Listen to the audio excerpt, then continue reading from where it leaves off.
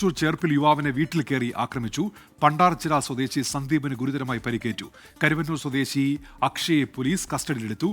സൂരജ് സജി ഇപ്പോൾ വിവരങ്ങളുമായി ചേരുന്നുണ്ട് തൃശൂരിൽ നിന്ന്. സൂരജ്, എന്തിന്റെ പേരിലായിരുന്നു ഈ ആക്രമണം? വിവരങ്ങൾ.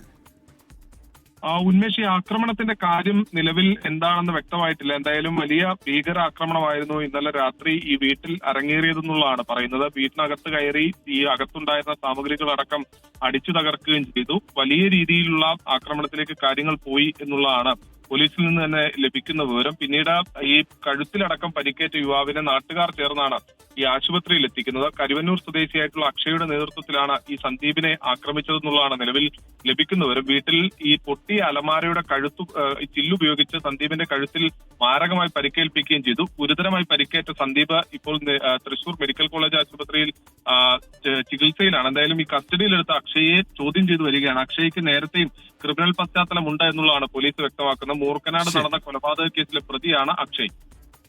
സൂരജ് സജിയാണ് തൃശൂരിൽ വിവരങ്ങൾ നൽകിയത്.